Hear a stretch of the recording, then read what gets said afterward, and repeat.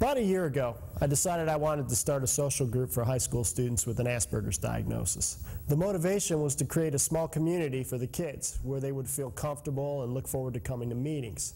I searched the internet for advice and resources.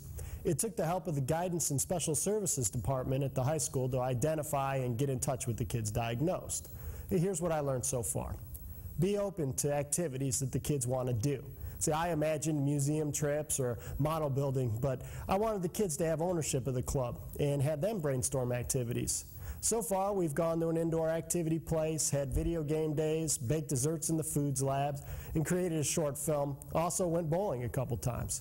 So as you notice, some of these activities come with an expense. So you have to plan, what are you going to do to supplement cost? These kids are not going to be assertive and interested in fundraising. The advisor must have a plan. Ultimately, some kids won't want to attend certain activities, so create an activity where kids are free to say no. The club needs to be a place that will not add to the stress these kids are already under. State the goals of the group clearly. Are you planning on being a social skills group or strictly a social group? Since I'm not a professional, I went the social group route and enlisted help, though, from a professional in the guidance office at the local school district. Now, this is key advice. Go ahead, get help. I asked for the school's representative for special services to co-sponsor the group with the understanding that I would take on the organizational and prep work, and she'd attend meetings and outings with us. This helped the kids get more comfortable since they already knew her and I was an unknown. Also, invite family members of kids on trips. It may help ease apprehension and gives you another set of eyes. Don't forget legal aspects. Use release forms and acquire emergency medical contact information for all activities, as well as permission slips signed by parents or guardians.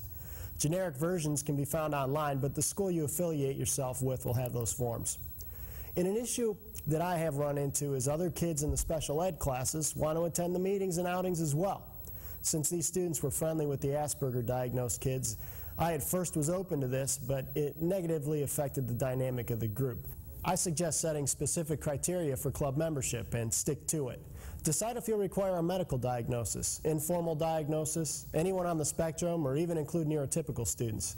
Now put it in writing, and then you can evaluate the decision after an appropriate amount of time. Finally, use precise communication for activities and expectations. This is essential for success and will establish limits and boundaries. Things will not play out the way imagined in one's head, but keep positive when things go awry. Someone appreciates the time and energy you put into these ventures. They just might not have the social skills to appropriately let you know. For Autism Hangout, I'm Mark Wirbel.